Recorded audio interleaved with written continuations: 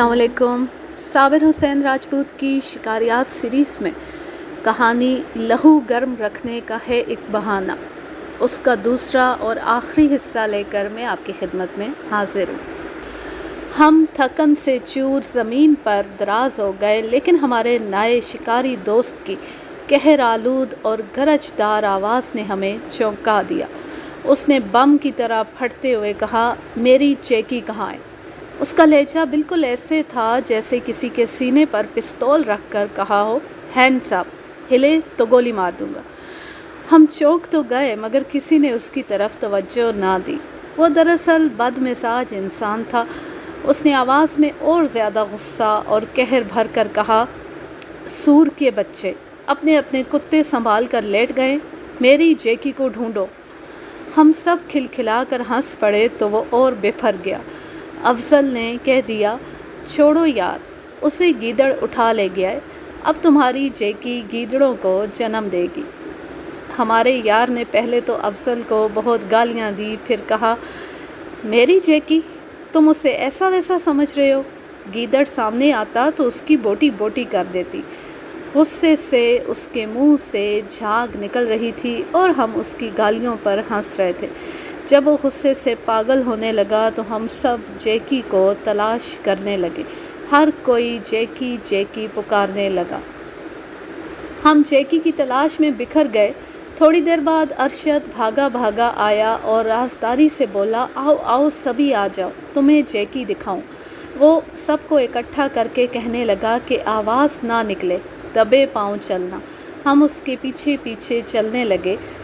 एक नशेब में नहायत दिलचस्प मंजर देखा। एक झाड़ी के करीब जेकी अकड़ू बैठी थी और एक जंगली चूहा जो कद काठ में औसत दर्जे की बिल्ली जितना था, जेकी के सामने बैठा हुआ था। उसने जेकी की शहरग को मुंह में पकड़ रखा था। जेकी की आंखें बाहर को निकली हुई थी और वो नहायत बरखुरदारी से चूहे के सामने बैठी हुई थी। उसके मुंह से हल्की सी आवाज़ भी नहीं निकल रही थी। हम उनके करीब गए तो जेकी ने उठने की कोशिश की, लेकिन चूहे ने हल्का सा झटका दिया तो जेकी फिर बैठ गई।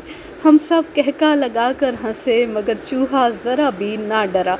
इतने में जेकी का आका हाँफता हुआ आ पहुंचा तो मैंने उसे कहा, ये लो भाई, तुम्हारी जेकी बैठी है। उसने जेकी को चूहे की हिरासत में देखा तो पहले एक गाली दी, फिर एक पत्थर उठाकर चूहे को मारा, मगर पत्थर चूहे को लगने की बजाय जेकी के सर पर पड़ा। जेकी उठ खड़ी हुई, लेकिन चूहे ने उसकी शहरग को ना छोड़ा और झटक कर जेकी को फिर बिठा लिया। चूहा बहुत ही निडर था और था भी बिल्ली जितना बड़ा। हम सब उसकी तरफ भागे तो वो जेकी को छोड़कर करीबी अपने बिल में लापता हो गया। जेकी की जहनी कैफियत ये हो गई कि वो इंतहाई तेज़ रफ्तारी से हम सब के गिर्द चक्कर काटने लगी, फिर हर एक की टांगों में घुसकर खौफ से हुर्राने और फिर भागने लगी। बड़ी मुश्किल से उसे पकड़ा और उसके कॉलर में जंजीर डाली, लेकिन वो नाचती कूदती रही। हमारे कुत्ते गीदड़ और खरगोश का गोश्त खाकर इधर उधर से पानी पी आए थे और बैठे आराम कर रहे थे। दिन का पिछला पहर शुरू हो चुका था।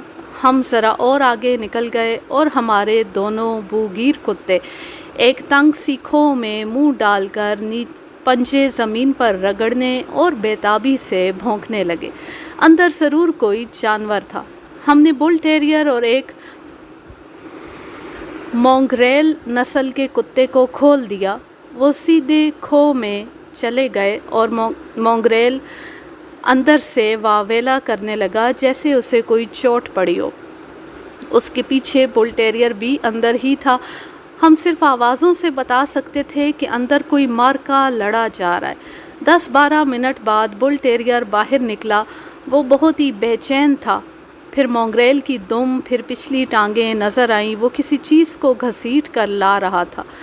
आखिर वो बाहर निकल आया तो देखा कि उसने एक सेक के मुंह को अपने मुंह में जकड़ रखा था। से छोटी छोटी टांगों वाला जानवर होता है। उसके तमाम जिस्म पर 3 इंच से 12 इंच तक लंबे कांटे होते हैं जिनका रंग स्याह और सफ़ेद होता है। उनकी नोकें बहुत तेज़ और किसी हद तक जहरीली होती हैं। उन कांटों में से का सिर्फ मुंह नज़र आता है। ख़तरे के वक्त से तमाम कांटे खड़े कर लेता है और कोई कुत्ता, भेड़िया या कोई और दरिंदा उसे कहीं से भी नहीं पकड़ सकता। कुत्ता करीब आ जाए तो उसे कांटों को ज़ोर से खड़ा कर लेता है और कुत्ते का मुंह जगह जगह से ज़ख्मी हो जाता है। ये जानवर गंदम की फसल और घास खाता है। इसके पाँव इंसान के नन्हे से बच्चे की तरह होते हैं। एक रिवायत मशहूर है कि अगर से का कांटा किसी के घर की दीवार में रख दो तो उस घर में हमेशा लड़ाई होती रहती है। खुशकिस्मती से हमारे कुत्ते के मुंह में से का मुंह आ गया था और वो उसे घसीट लाया था। जो ही दूसरा कुत्ता उस पर हमला आवर हुआ, से ने कांटों से उसका इस्तकबाल किया। उस कुत्ते के चेहरे से जगह जगह खून बहने लगा। मोंगरेल ने उसका मुंह ना छोड़ा। दूसरे कुत्ते जंजीरों में थे और हमें घसीट रहे थे, लेकिन हम उन्हें छोड़ना नहीं चाहते थे वरना वो सब ज़ख्मी हो जाते। आखिर उन्हें छोड़ दिया और अकेले से ने, जिसका मुंह एक कुत्ते के मुंह में था, बाकी तमाम कुत्तों को कांटों से ज़ख्मी कर दिया। लेकिन मोंगरेल ने से का मुंह चबा डाला और उसके कांटे बेजान होकर उसके जिस्म के साथ चिपक गए। हम से को गांव में घसीट लाए।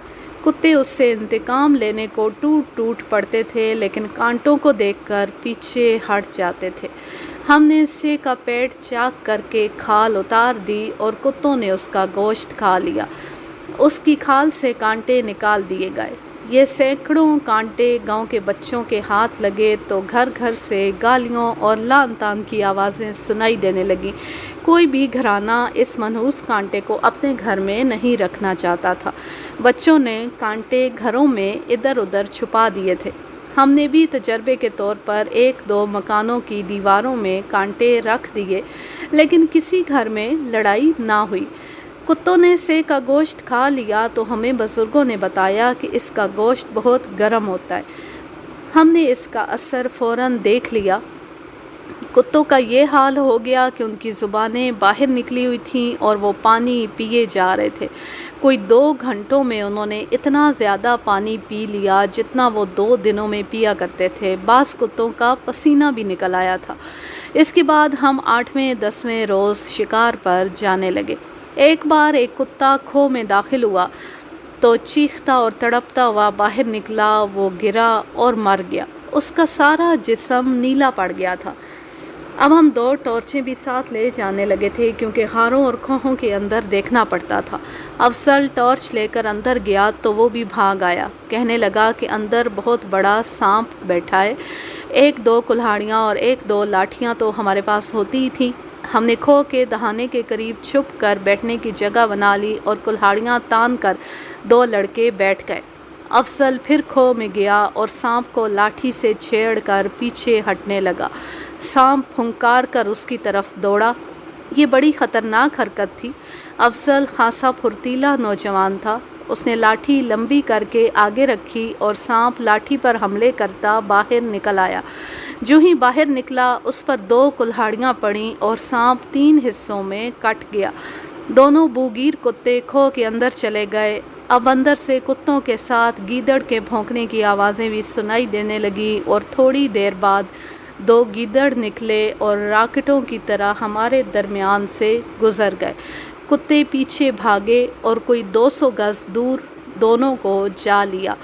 फिर उसी खो से एक से निकल आया जिसने भागने की बजाय एक जगह रुक कर तमाम कुत्तों का मुकाबला किया। कुत्ते उसके मुंह को पकड़ना चाहते थे, लेकिन से हर बार कांटे खड़े करके कुत्तों को ज़ख्मी कर देता था। जब कुत्ते बेहाल हो गए तो हमने कुल्हाड़ियों से को मार दिया। 4 साल गुजर गए।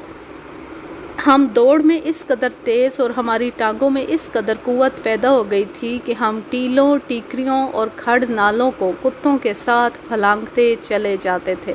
پھیپھڑوں میں اتنی جان تھی کہ کسی نوجوان کا دم پھولتا نہیں تھا۔ اس عرصے میں ہماری شکاری پارٹی کی نفری 40 اور کتوں کی تعداد 30 تک پہنچ چکی تھی، لیکن اس فوج میں اب جیکی اور اس کا آقا نہیں تھا۔ اس کی وجہ یہ تھی کہ جیکی ہمارے کتوں میں گھل مل گئی تو ہمارے 4 نہایت اعلیٰ نسل کے کتے شکار سے منہ پھیر کر جیکی کی محبت کا شکار ہو گئے۔ جہاں محبت ہوتی ہے وہاں رقابت بھی ضرور ہوتی ہے۔ یہ چاروں کتے ایک دوسرے کے دشمن ہو گئے اور انہوں نے ایک روز ایک گیدڑ کے پیچھے بھاگتے آپس میں جنگ نہ کرنے کے معاہدے کو توڑ دیا۔ ان میں کیمبل پور سے منگوایا ہوا ایک لڑنے والا خونخوار کتا تینوں رقیبوں کو بری طرح پٹخ کر جیکی کو ساتھ لیے الگ جا بیٹھا۔ پھر اس نے محبت کا یہ ثبوت پیش کیا کہ جب کتے گیدڑ کا گوشت کھا رہے تھے تو اس کتے نے ایک کتے کو گردن سے جا دبوچا اور اسے بہرحمی سے جھنجھوڑ کر پرے پھینک دیا، پھر اس کے حصے کا گیدڑ کا گوشت اٹھا کر جیکی کے سامنے جا رکھا۔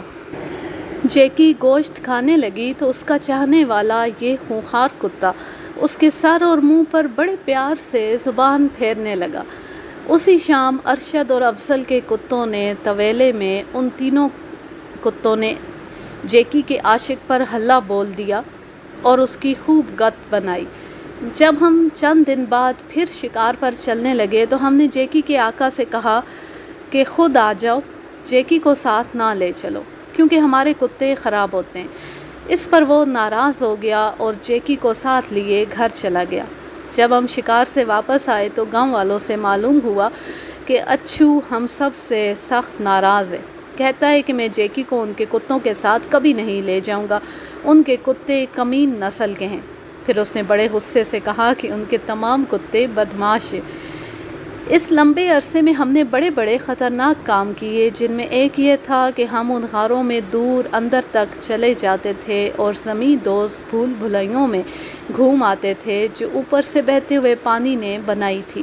اس طرح کتوں کے بجائے ہم خود اندر جا کر شکار کو باہر نکالتے تھے۔ کئی بار سانپوں سے سامنا ہوا، بعض اوقات گو سامنے آ گئی اور اس نے دم سے حملہ کر دیا، اور ایک بار ایک لومڑی سامنے آ گئی جو اچک کر حملہ کرنے کے لیے تیار ہو گئی۔ ہم نے ٹارچ کی روشنی اس کی آنکھوں پر مرکوز رکھی اور پیچھے ہٹتے آئے اور اس طرح اسے باہر نکال لائے۔ باہر آتی کتوں نے اسے دبوچ لیا اور لومڑی کا نام و نشان نہ رہا۔ اس دوران ایک عجیب قسم کا حادثہ ہو گیا جس کے متعلق میں کوئی رائے نہیں دوں گا۔ بات یوں ہوئی کہ ہم اکثر سے کو مار لاتے تھے۔ بزرگوں نے ہمیں کئی بار بتایا تھا کہ اس کا گوشت جسمانی قوت کے لیے اکسیر ہوتا ہے اور جو آدمی 2-4 مرتبہ اس کا گوشت کھا لے وہ کبھی بوڑھا نہیں ہوتا۔ اس کی تصدیق ایک خانہ بدوش سنیاسی نے کر دی اور اس نے ہمیں یہ بھی کہا کہ وہ ہم سے مری ہوئی سے 10 روپوں میں خرید لیا کرے گا۔ اس زمانے کے 10 روپے آج کے 100 روپے کے برابر تھے۔ ہم چونکہ نوجوان تھے اور بے فکرے، ہم نے مولویوں سے پوچھا کہ کیا سے حلال ہے۔ ہم نے یہ ثابت کر دیا کہ یہ جانور گوشت اور مردار نہیں کھاتا بلکہ فصل اور گھاس کھاتا ہے۔ ہم نے قصبے کے ایک عالم سے بھی پوچھا۔ زیادہ تعداد ان مولویوں کی تھی جنہوں نے فتویٰ دیا کہ سے حلال ہے۔ ہمارے گاؤں میں ایک نوجوان تھا جس کا نام آفتاب سمجھ لیجئے، اصلی نام لکھنے سے گریز کروں گا۔ آفتاب بچپن سے مذہب کا طالب علم بن گیا۔ وہ جہلم میں 3 سال کسی عالم کی شاگردی میں رہا تھا، پھر اس نے گاؤں کی مسجد میں آ کر ورد وظیفے اور رات بھر جاگ کر چلہ کشی شروع کر دی تھی۔ اس نے 2 ٹوک فتویٰ دے دیا کہ سے حلال ہے۔ اتفاق سے ہم ایک سے کو شکار کر لائے تھے جو ابھی مری نہیں تھی۔ اسے ذبح کیا اور اس کا تھوڑا سا گوشت ہم نے ارشد اور افضل کے گھر میں خود ہی پکایا۔ آفتاب نے اپنے فتوے پر عمل کرتے ہوئے بہت سا گوشت کھا لیا، مگر ہم میں سے کسی نے بھی نہ کھایا۔ مجھے یاد نہیں کہ ہم نے کیوں نہیں کھایا تھا، شاید کچھ کراہیت سی محسوس ہوئی تھی۔ اسی رات گاؤں میں یہ خبر پھیل گئی کہ آفتاب کو کوئی خوفناک روگ لگ گیا ہے۔ ہم اس کے گھر گئے تو وہ بستر میں چت لیٹا تھا۔ ہمیں دیکھ کر کہکے لگانے لگا۔ اس کی آنکھیں باہر آ رہی تھیں، چہرے پر اینٹھن اور رگوں میں کھچاؤ صاف نظر آ رہا تھا۔ ہم دوستوں نے اسے باری باری بلایا مگر وہ ہمیں پہچان نہ سکا اور کہکے لگاتا رہا۔ پھر یک لخت چپ ہو گیا اور گرج کر بولا، پانی پلاؤ، پانی پلاؤ۔ اس کی ماں پانی لے آئی۔ ہم 4 آدمیوں نے اسے بٹھایا اور پیٹھ کے پیچھے سہارا دیا۔ اس نے پانی کا ایک گلاس ایک ہی سانس میں پی ڈالا اور پھر بولا، پانی پلاؤ، پانی پلاؤ۔ یقین کیجئے کہ وہ پانی مانگتا رہا اور پیتا رہا اور کم و بیش 1 گیلن پانی پی گیا۔ ہم نے اسے لٹا دیا اور وہ پھر کہکے لگانے لگا۔ اس کا چہرہ پہلے سرخ تھا، پھر نیلا پڑنے لگا۔ ہم آدھی رات کے بعد اپنے اپنے گھروں کو آ گئے۔ رات کو ہی دوسرے گاؤں سے ایک حکیم کو بلا لیا گیا۔ اپنے گاؤں کے پیش امام نے تعویذ لکھ کر اس کے بازوؤں کے ساتھ باندھ دیے اور تمام رات اس کے سرہانے قرآن پڑھتا رہا۔ دوسرا دن بھی اسی طرح گزرا۔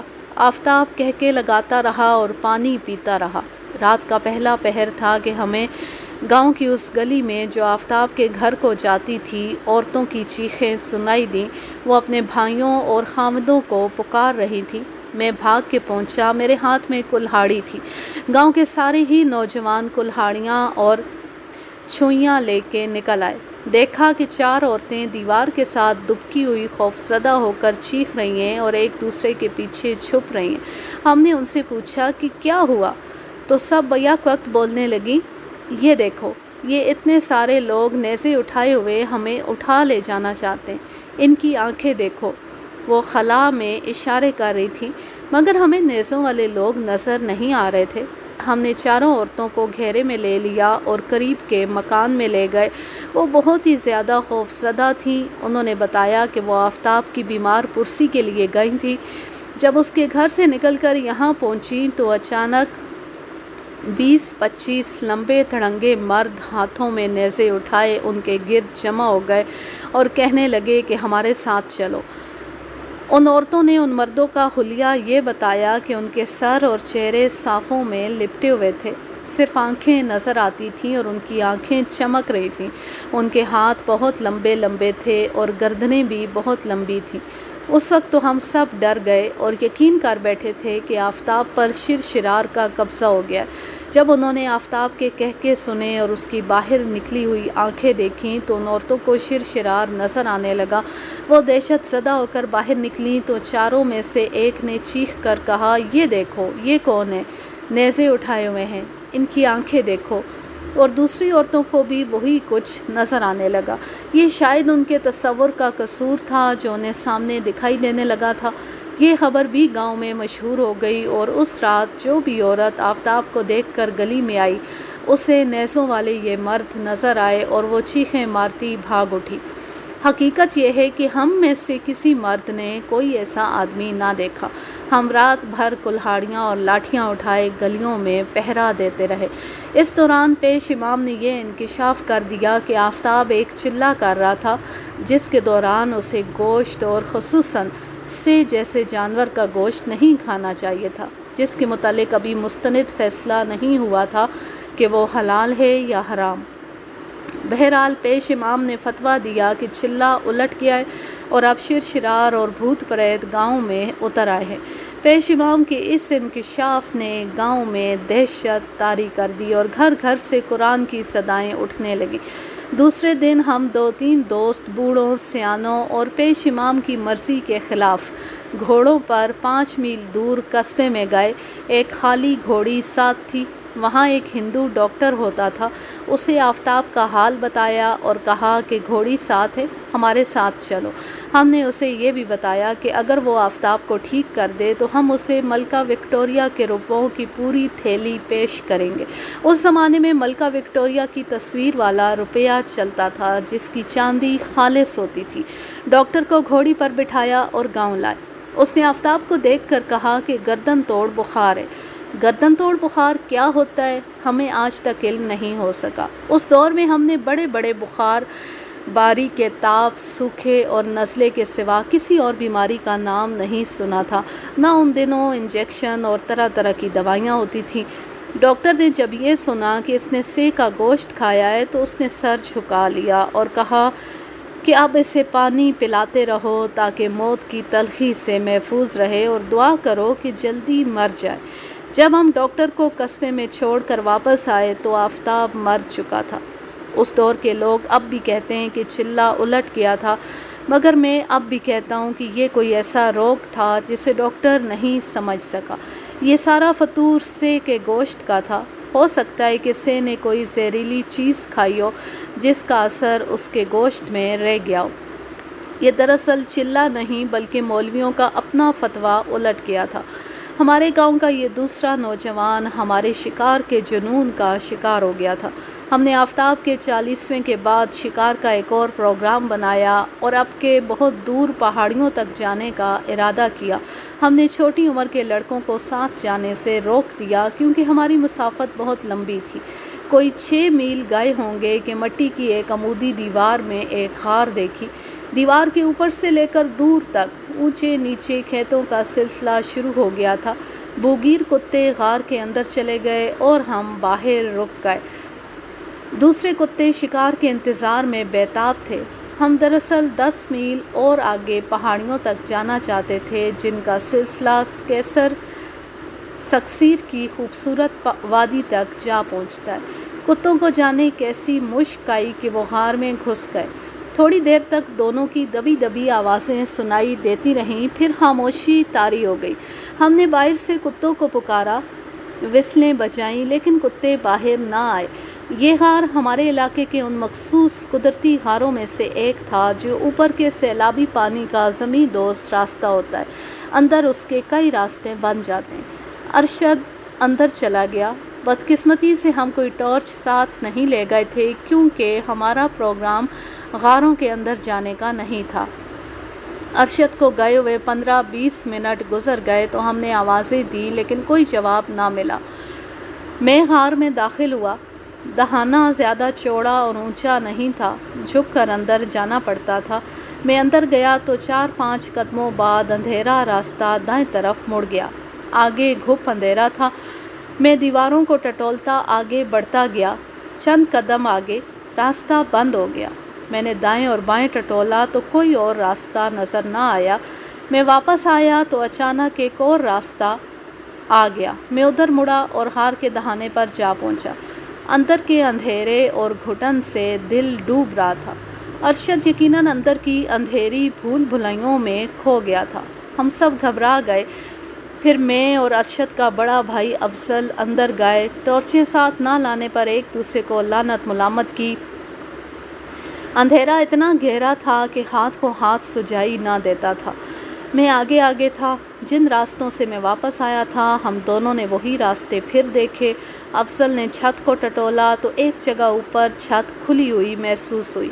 ایک طرف دیوار ڈھلانی تھی۔ افضل اوپر چڑھ گیا اور اس نے مجھے آواز دی۔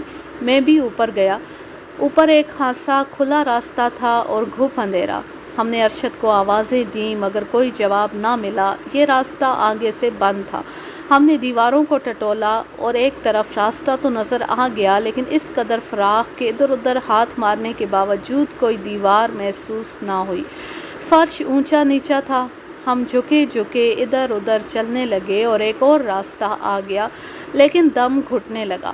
اس کے علاوہ یہ ڈر بھی محسوس ہونے لگا کہ ہم کہیں بھٹک نہ جائیں۔ اس وقت تک ہم جہاں جہاں گئے تھے وہ تمام راستے ذہن سے اترتے جا رہے تھے۔ اندر کی اندھیری اور ڈراؤنی فضا کا یہ اثر خاص طور پر محسوس کیا کہ دماغ سوچنے سے عاری ہوتا جا رہا تھا۔ ہم نے ارشد کو پھر آوازیں دیں۔ افضل نے اپنے کتوں کو بلایا لیکن خاموشی۔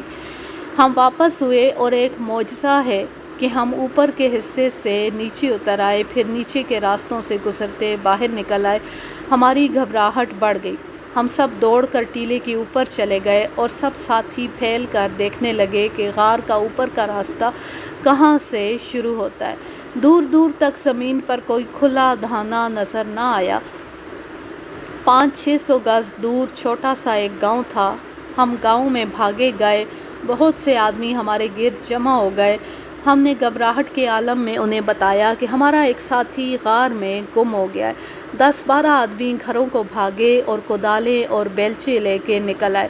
ان کی حرکات میں اس قدر پھرتی تھی کہ ہم اور زیادہ ڈر گئے۔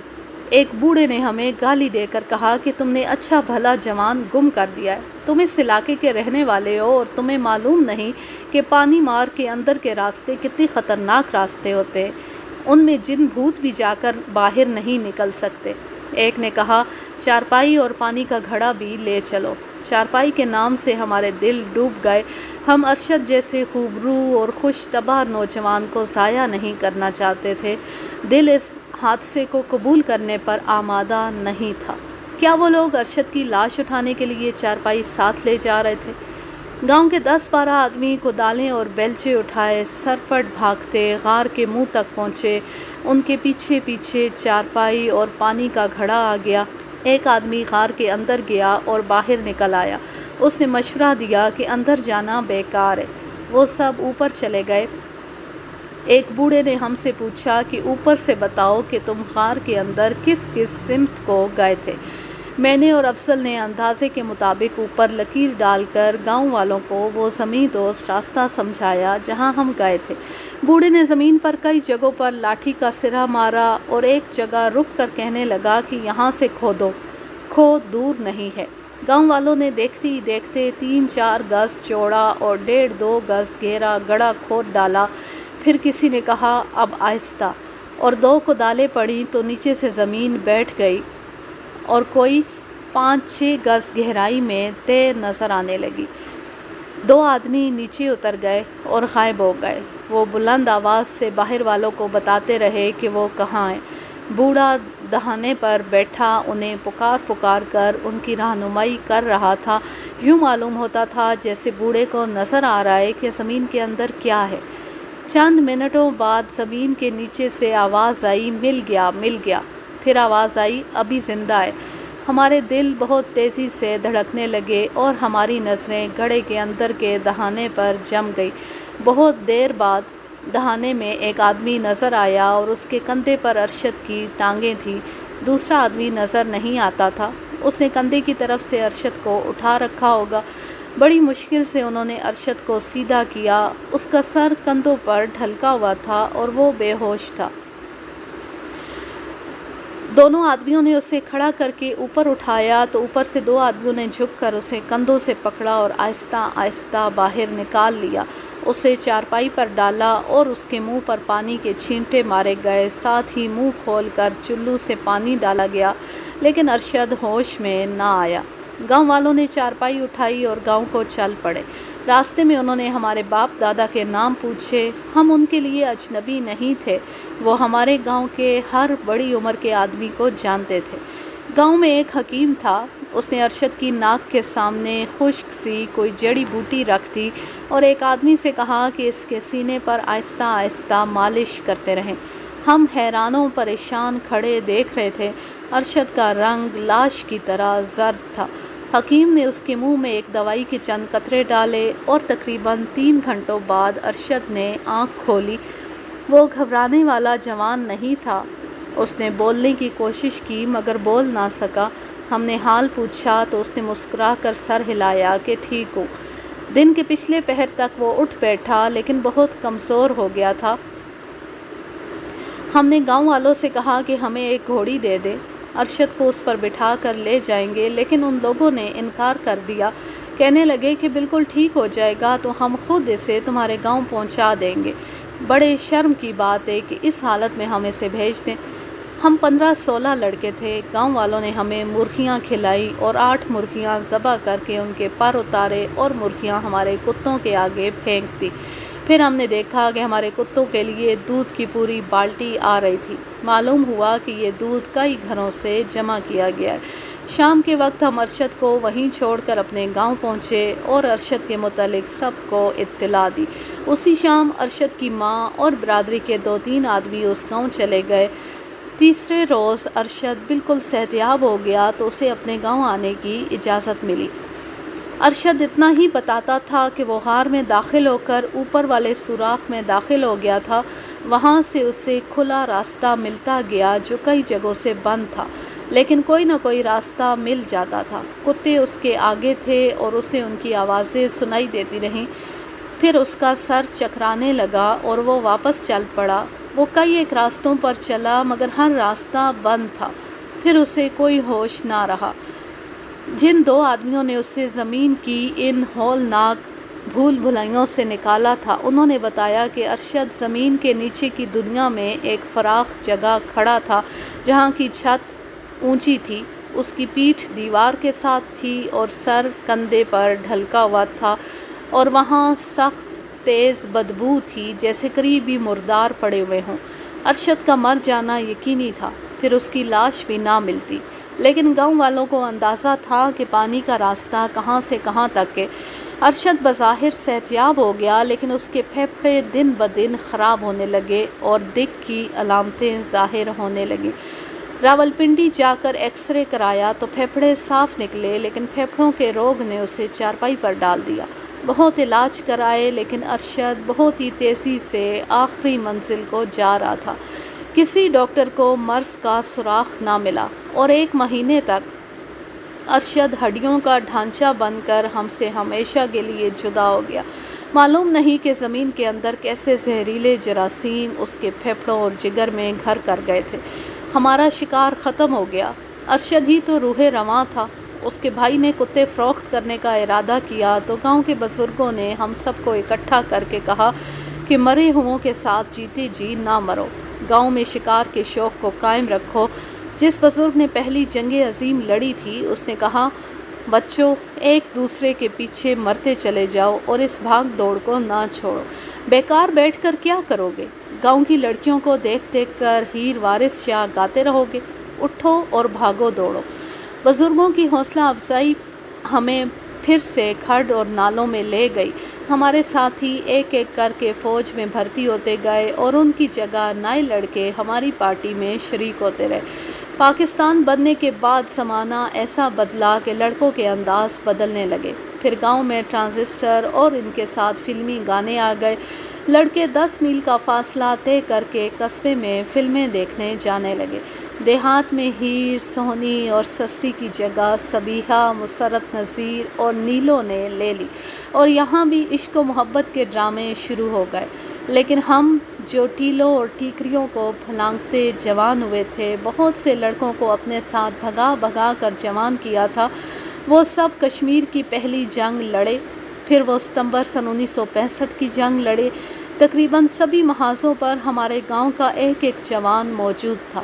ان میں 6 جوان کمانڈو میں بھی تھے، جو دشمن کے مورچوں کے پیچھے جا کر دشمن کی کمر توڑتے رہے۔ ہمارے گاؤں کے جانبازوں میں سے 6 شہید ہوئے، 4 جسمانی لحاظ سے معذور ہو کر گھر آ گئے، اور باقی ابھی بھی پاک فوج میں ہیں۔ وہ جب جنگ کی باتیں سناتے ہیں تو شکار والی اصطلاحیں بولتے ہیں۔ ان کی نگاہ میں دشمن گیدڑ یا خرگوش تھا۔ وہ اکثر سنایا کرتے ہیں کہ وہ رات کی پیٹرول پر جاتے تھے تو دشمن کی پوزیشنوں میں چلے جایا کرتے تھے اور دشمن کے ایمونیشن ڈمپ کی مشق لے لیا کرتے تھے، پھر گرینیڈ پھینک کر سارا ایمونیشن اڑا کر رکھ دیتے تھے۔